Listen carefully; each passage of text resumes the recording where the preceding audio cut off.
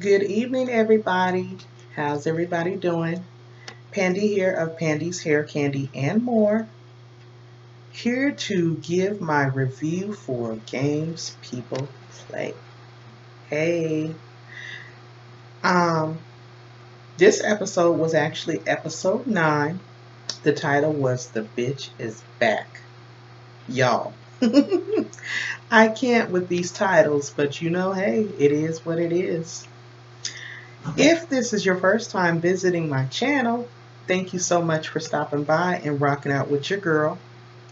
If you are a returning subscriber, you already know what it is. You're like family. So sit back and relax as we chop it up. All right, let's get right into it, y'all. This episode began with Nia, Vanessa, and Golden Goddess. Awkward, right? All three of them stuck in gridlock, bumper to bumper traffic. Remember in the previous episode, Golden Goddess had made her breakaway from Jamal, the whole botched kidnapping debacle. So they're basically stuck in traffic trying to get back to, I believe, Nia's spot, and they're rolling, kind of having awkward, argumentative communication between the three of them. Golden Goddess is all dirty, tattered, and shook up. Vanessa's pissed, and Nia's concerned, but yet pissed for, it was just weird. But that's how the episode began. They head back to Nia's crib, where Golden Goddess showers, and basically tries to resettle herself. While she's showering, she's having flashbacks and recollections on, the whole events that took place while she was temporarily kidnapped in with Jamal. From the time that she was snatched up from her own crib on the morning that she was supposed to be meeting with Nia, to being thrown into the trunk, to being pulled out in the warehouse and meeting Jamal with his crazy behind. And, listening to him go on and on about this wing and ding and how Marcus owed him, and, that if she played her part, that he would break her off the money. She's having all these flashbacks.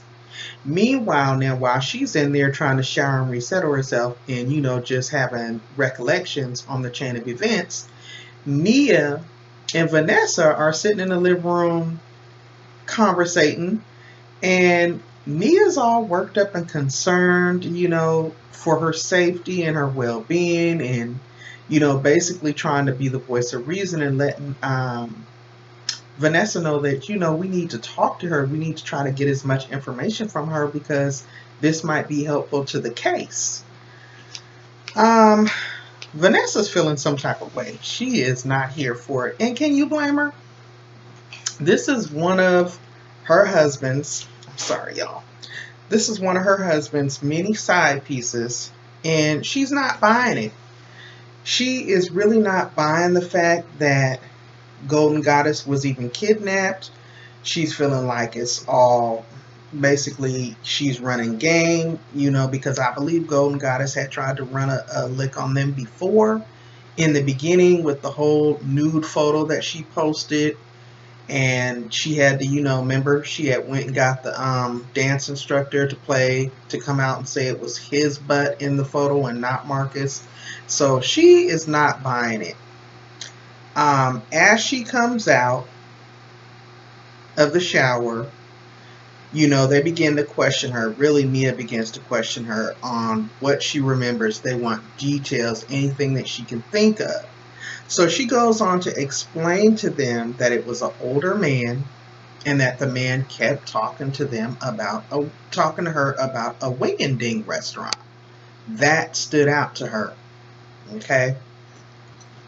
She also mentions, well, I met this detective, a detective Loomis, and he was helping me with looking for my friend Susie, and maybe he can help us with this. Immediately, Vanessa shuts that down because she realizes that's the same detective that's currently looking at her in particular as far as being a suspect in Kalinda's murder. Okay? So she wants no parts of that. She ain't trying to go talk to no Detective Loomis about Nathan. You heard? Okay, at all. So Nia's like, trying to, like I said, be the voice of reason. Golden Goddess, aka Layla, she just feels like there's some sort of connection with Roxanne. Roxanne was the talent manager slash pimp that would send them out on these gigs with these guys, and Susie was employed by her, she was employed by her, as was Kalinda, so she feels like there's some sort of connection.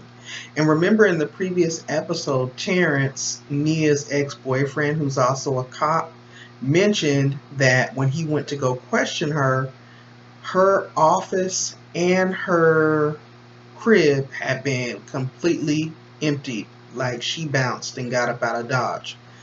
So they're talking about that.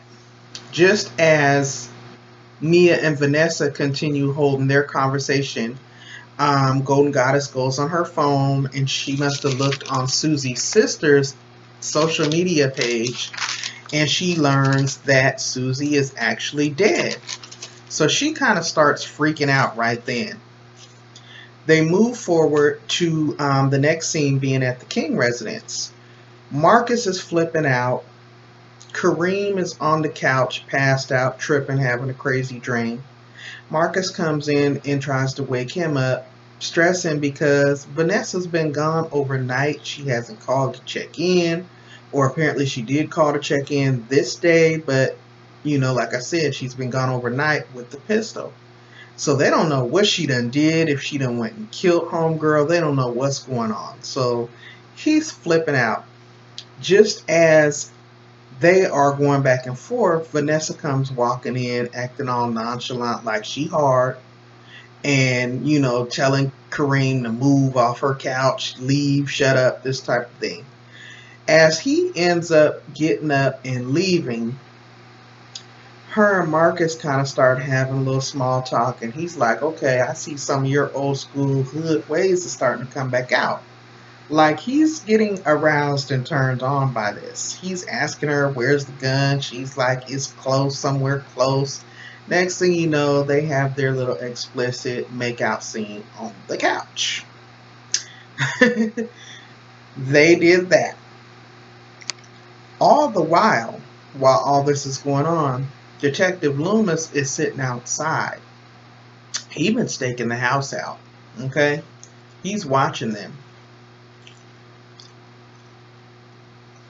Terrence, Nia's boyfriend, the cop, is sitting back a few cars back watching Detective Loomis watch the Kings. Now the funny thing is that, remember in the previous episode, Eric got pissed. Him and Nia got into a fight over the fact that Terrence made it clear that he's digging Nia, and he would like an opportunity to be back with her again. And he basically told Eric to his face, if you're secure with what y'all got going on, then you don't got nothing to worry about. So he left, allegedly, and went back to New York. We can see from this scene, he been sitting right in Cali. He ain't left nowhere. Now remember, he's an IT expert, so he probably been tapping the phones, listening in to him and Nia's communication, because like I said, Detective Loomis is staking out their house, Terrence is trailing him, and Eric is telling him. So that was interesting. Just at that moment, as they're all three sitting outside, unbeknownst to each other, Nia decides to give Terrence a call and update him on the facts around them getting Golden Goddess free, and she really was kidnapped, this, that, and the third. Okay? He lets her know that, the Kings are still being watched, and they have a brief conversation, and they get off the phone. Well, just as she gets off the phone with Terrence, she hangs up and she immediately calls Eric. She apologizes for the argument and basically the way the terms and conditions, the way things were when he left. You know, they were arguing, they were mad, and in her mind, he's back in New York. So she apologizes for calling so late, and this cat starts yawning like, oh, it's no problem, really trying to play the role like he's in New York. She tells him that she misses him, and you know, she wants, how soon can he get back? He's like, oh, I'm gonna be on the first thing smoking. Lord, why is somebody calling me right now? I'm gonna call you back, girl. But anyway, he tells her that he gonna be on the first thing smoking. Okay. So from there, we're back at the precinct. We see Detective Loomis and another cop is sitting down with a lady who is saying that she appears to be a hotel employee. She's saying that she was an eyewitness to the fight that night between Vanessa and Kalinda.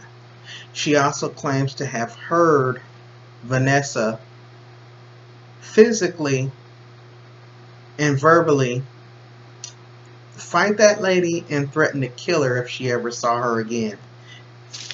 And they actually asked her, so you heard those exact words? And she quoted and, you know, did her interpretation of Vanessa. It was funny. Now, meanwhile, they show Kareem walking into, of all things, a wing-a-ding. Soon as Jamal seen Kareem come in the door, he tried to get up and bounce out the back way, but Kareem confronts him.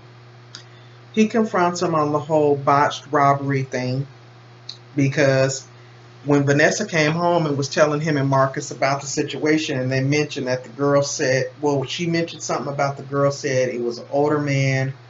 The guy kept talking about a wing and ding. He already must have knew this got Jamal's name written all over it. So he confronts him on that tip and was like, how could you go this low, man? I mean, it's just not that serious. You know, Jamal being Jamal, he starts deflecting and tries to come with some reverse psychology and basically try to manipulate the whole conversation and make Kareem feel like, man, you ain't nothing more than the king's flunky. I'm doing this for you. So they have their little argument and their disagreement, and that was that scene. Now back in Nia's house, she and Golden Goddess are talking and brainstorming and trying to figure out a way to get a hold to Roxanne. Because Golden Goddess just strongly feels, you know, when you got that gut feeling, you just have to go with it. She strongly feels that that Roxanne has something to do with this whole chain of events that is happening, being that herself, Susie Q, and Kalinda all worked for her. So she tells Nia, well, maybe you can get on the app and set up a profile and try to book a date and request me. And she's like, you guys do girls? And she's like, sometimes. And she's like, ew. Okay, but nevertheless, she gets on there. She creates the profile, and I swear it wasn't even a hot 30 seconds. Golden Goddess' phone is ringing. It's Roxanne. She tries to ask her, you know, where she's at, this, that, and the third. She's like, I'm not going to tell you where I'm at. She's like, but I got a job for you. And she's like, okay. They tried to book it for, you know, like a date as soon as possible. And Roxanne was like, no, I got something going on. She's like, well, I can come to the event. And she's like, no, boo. This is an elite socialite event. This is out of your league, basically, type of stuff. And it was like some country club type of deal. So that didn't work out. She gets off the phone frustrated, telling Nia, you know, this might be our only opportunity to get a hold of her. How are we going to get in there? Well, guess who's got the connections? Vanessa. The only thing is, Vanessa's not really feeling Golden Goddess, so They take a chance though, and they bring it to her attention, and she actually agrees to work with them on this one. They show up at the event. They're looking the part. Faces is beat, hair is did, outfits are amazing. But Golden Goddess, aka Layla, with her ghetto tail, storms up in there and showed her true ASS, okay? She confronted Roxanne and started getting loud and whatnot. You know that's bad for business in Roxanne's line of business. So she steps off with her and they kind of argue and go back and forth. She tries to question her about Susie and she's like, you never should have stole from them people. You don't know. You could end up dead too. Blah, blah, blah. I think they got into a fight, or either, I'm trying to remember, y'all. Golden Goddess was threatening to beat her ASS in the place, and security swooped in. As security swooped in, Roxanne dropped her cell phone. Now, Vanessa, being the slick, shady chick that she is, she swoops down and picks up the phone.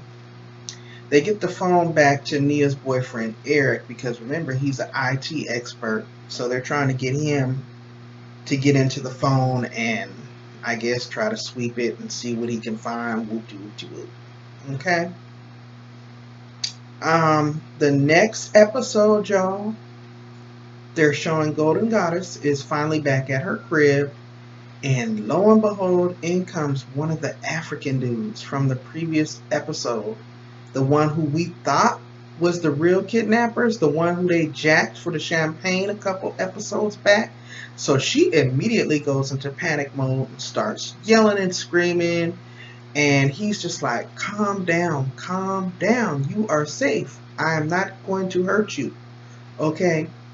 He explains to her, I'm sorry for your loss. Your friend is dead.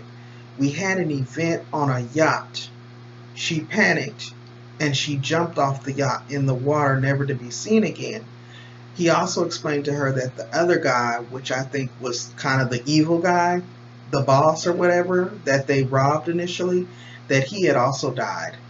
And he assured her that, she was safe, she would be all right, she had nothing to worry about. And of course, in true games that people play fashion, y'all, this was the nail biter. This was the cliffhanger. This is where the episode ended. So, of course, they always leave us hanging to where we have to tune in for the next episode. So you all, drop down in the comments. Let me know what you saw. Let me know if I left anything out. What y'all think of the episode? I thought it was great. I love the way they're building up the suspense and the action and the drama. It's really a very well put together show. I'm thoroughly enjoying it. If you guys have not checked it out, I highly recommend it. It's very entertaining. And I hope that they stay around. I hope it's not like just one season and then we never hear from them again. Like I heard they're doing with Power. I wanted to see Tommy and Ghost and 50. But I heard it's not coming back on. I hope that's not true. But anyway, forgive me y'all for rambling. I just got off work like an hour and a half ago, and I've been procrastinating on getting these reviews out. So I'm trying to get on and upload a couple of reviews tonight just to get everything brought up to speed, because Games People Play will be coming on again tomorrow. And here I am just now doing last week's review. If, like I said, this is your first time visiting my channel, welcome and thank you so much for taking a moment to rock with your girl. If you are a return subscriber, thank you so much. I love and appreciate you for continuing to rock with me. Please take a moment. It is free, $99. It costs you nothing to actually hit the like button, hit the subscribe button, and please tap the notification bell twice so that you can be notified when all of my videos upload. That way we can keep it 100, just chop it up and we all be on the same page together. But again, I do appreciate the feedback as well. Let me know what y'all thought. If there's anything I can do to make these reviews a little bit more personable? Do you feel there's anything that I need to add, anything I need to take away? Just give me your thoughts. Respectfully, of course. Until next time, y'all, I will holler at y'all on the next one. Thank you again. Talk to you later. Bye.